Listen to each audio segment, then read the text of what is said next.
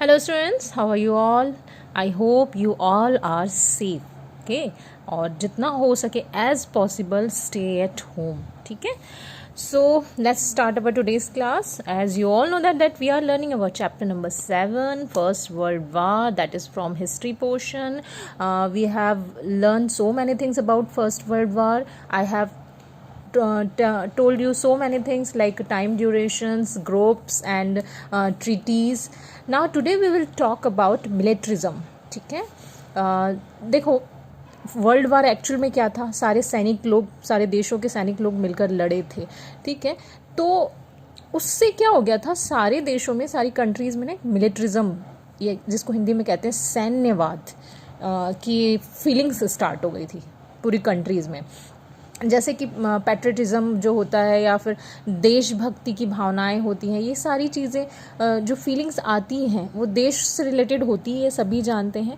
अब यहाँ सिचुएशन ये हो गई थी कि फर्स्ट वर्ल्ड वॉर में इतने सारे सैनिक और इतनी सारी लड़ाइयाँ होने लगी थी कि सारे देशों में अपने अपने सोल्जर्स को बढ़ाने के लिए, उनको ज़्यादा पावर देने के लिए ना एक कंपटीशन सा हो गया था कि सब लोग सोच रहे थे कि हमारे पास सबसे बड़ी सोल्जर सेना हो, या हमारे पास ज़्यादा से ज़्यादा सोल्जर हो, या हर देश ये चाह रहा था कि हमारे पास बहुत सारे टैंक्स हो, बहुत सारी तोप हो, मशीन गन हो. तो इन शॉर्ट हम ये कह सकते हैं कि फर्स्ट वर्ल्ड वार का इफ़ेक्ट ये हुआ कि हर कंट्री ने मिलिट्रिज्म की फीलिंग को स्टार्ट कर दिया अपनी कंट्री में. हर कोई चाहने लगा कि हमारे यहाँ की जो फोर्स हो, आर्मी फोर्स हो, चाहे जो भी फोर्स हो, सोल्जर्स की जो भी फोर्स हो, वो सबसे बेस्ट हो, सबसे ज़्यादा हो, और उनके पास सबसे ज़्यादा आर्म्स हो. आर्म्स लाइक गन, तोप, टैंकर्स, ये सब चीज़ें ना. तो इससे क्या हुआ कि ये सब तो ठीक है, लेकिन इसका एक इफ़ेक्ट पड़ा कि मिलिट्रिज्म हमेशा अपोजिट होता है. अपोजिट होता है किसके? डेमोक्रेसी के, है ना. मिलिट्रिज्म जो है हमेशा डेमोक्रेसी के अपोजिट होता है. कैसे? अब देखो, डेमोक्रेसी का क्या मीनिंग होता है? By the people, for the people, of the people. लेकिन जब मिलिट्रिज्म आ जाता है किसी कंट्री में, तब वहाँ पर डेमोक्रेसी वीक हो जाती है. कैसे? क्या हो जाता है कि मिलिट्रिज्म एक डिसिप्लिन वाली बात होती है. आप सभी जानते हो, जहाँ मिलिट्री शासन होता है, जहाँ पे आर्मी का पावर होता है, वहाँ पे सारी चीज़ें आर्मी के अकॉर्डिंग ही होती है. और आर्मी में डिसिप्लिन मस्ट होता है. आप सभी जानते हो कि आर्मी मतलब डिसिप्लिन से सोना, डिसिप्लिन से उठना, डिसिप्लिन से एक्सरसाइज करना, वो सब. तो ये सारी चीज़ें आ जाती है. फिर क्या हो जाता है कि डेमोक्रेसी एक तरफ से पीछे छूटने लगती है. क्यों? क्योंकि जब मिलिट्रिज्म आ जाता है तो सब लोगों का ये होता है कि जो मिलिट्री वालों ने बोल दिया वही करना होगा, उन्हीं बातों को एक्सेप्ट करना पड़ेगा, और इनने जो रूल्स रेगुलेशन बना दिए उस पर कोई उंगली नहीं उठा सकता, है ना. तो ये होता है मिलिट्रिज्म. ये मिलिट्रिज्म मैं आपको इसलिए बता रही हूँ आज, क्योंकि इससे रिलेटेड एक क्वेश्चन आता है जो मैं आपको सेंड करूँगी, जो कि मोस्ट इम्पॉर्टेंट है. मिलिट्रिज्म, है ना. ये क्वेश्चन हमेशा 10th में आता ही है, चाहे वो हाफ ईयरली हो, चाहे वो फाइनल एग्ज़ाम हो, ये क्वेश्चन ज़रूर आता है. तो आपको इसके लिए इस कॉन्सेप्ट को समझना ज़रूरी है कि what is the meaning of militarism.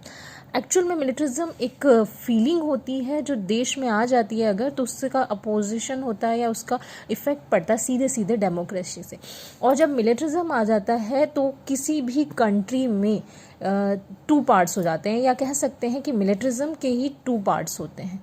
ठीक है. अब वो 2 पार्ट्स कौन से होते हैं, क्या होते हैं कि उस कंट्री में क्या होने लगता है. एक तो ये होने लगता है कि आर्म्स बहुत ज़्यादा बढ़ने लगते हैं, इसके भंडार लगने लगते हैं. ठीक है. मतलब क्यों? क्योंकि जिस देश में मिलिट्रिज्म है वो यही चाहेगा कि भाई मेरे देश में सैनिक ज़्यादा हो, फोर्स ज़्यादा हो, सोल्जर ज़्यादा हो, और अगर सोल्जर ज़्यादा है तो सबके लिए आर्म्स हो, मतलब सारे हथियार हो, बंदूकें हो, सब कुछ हो. ठीक है. तो एक और तो ये हो जाता है, और दूसरी ओर क्या होने लगता है, दूसरी ओर जो डेमोक्रेसी है वो पिछड़ने लगती है.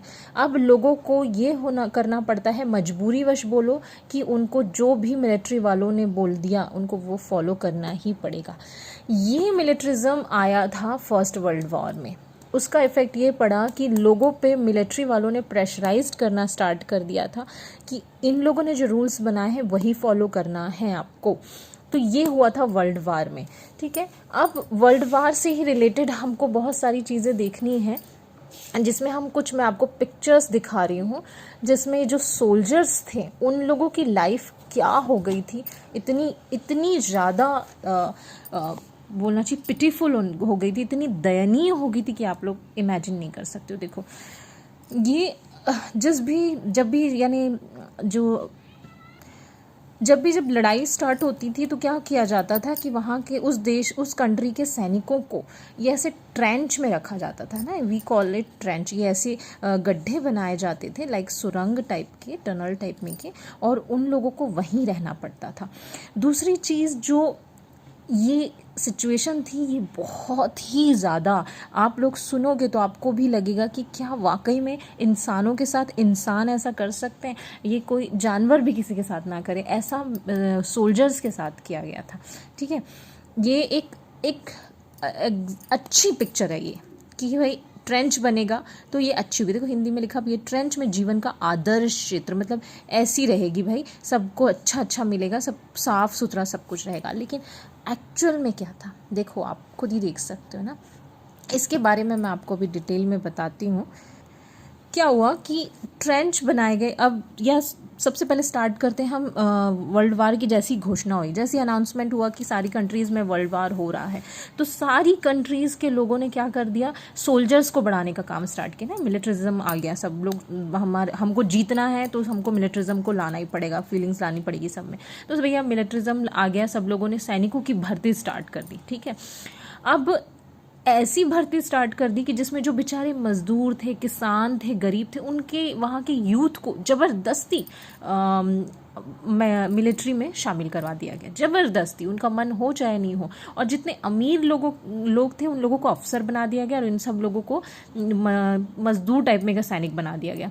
अब स्थिति ये हो गई कि इन लोगों को बिल्कुल भेड़ बकरियों की तरह रखा जाने लगा, बिल्कुल ना उनको ढंग से खाने दिया जा रहा, ना कुछ किया जा रहा। और जो मैंने आपको ट्रेंच बताया, इस ट्रेंच में ऐसे इनको रहने छोड़ दिया जाता था।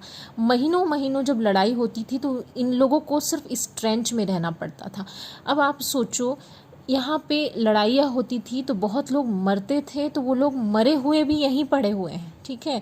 इन लोगों को खाना भी यहीं है, पीना भी यहीं है, सारे डेली रूटीन भी यहीं करने हैं, ठीक है।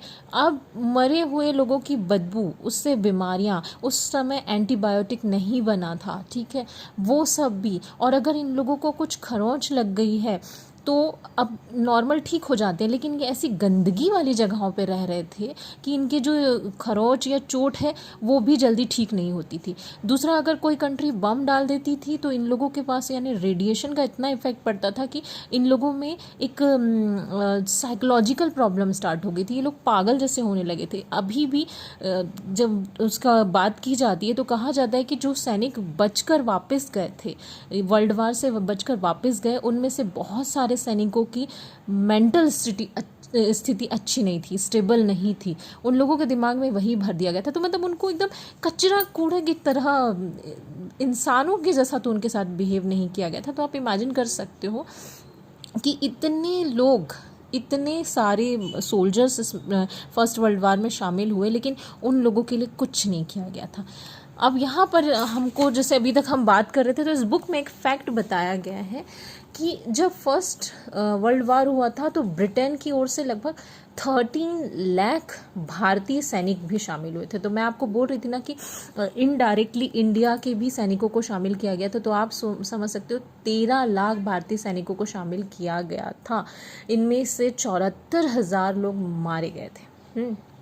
और कहाँ कहाँ भेजा गया था इनको? अफ्रीका, इराक और फ्रांस में लड़ने के लिए छोड़ दिया गया था। और इनको कोई भी चीज़ ऐसी नहीं दी जा रही थी। और अगर देखो, अब आप सोच सकते हो, इमेजिन कर सकते हो कि इतनी पतली सी गली है, अगर बारिश हो रही है तो यहाँ पे कीचड़ भी यहीं पर है, मरे हुए लोग भी यहीं हैं, उनका खाना भी वहीं है, सब कुछ यहीं है। हाँ, सोना है, खाना है, दिन भर खड़े रहना है। तो कोई नॉर्मल इंसान भी होगा तो वो वैसे ही मर जाएगा। सिचुएशन ऐसी कि बीमारियाँ फैल गई थी इन लोगों में, तो इन लोगों के लिए कुछ भी नहीं किया गया। मिलिट्रिज्म को ही पावरफुल माना और इन लोगों के लिए कुछ नहीं किया गया, इनको बस भर्ती करना है और जीतना है, बस यही चीज़ें इनके लिए कर दी गई। तो आज मैंने आपको सैनिकों के बारे में बताया कि क्या हुआ, मिलिट्रिज्म कैसे हुआ है। तो बेटा इस कॉन्सेप्ट को थोड़ा अच्छे से समझना, और इससे रिलेटेड क्वेश्चन आंसर मैं आपको सेंड करूँगी, उसको आपको लिखना है, बहुत इंपॉर्टेंट है, ठीक है। तो नेक्स्ट टॉपिक को हम नेक्स्ट क्लास में लेंगे। Thank you.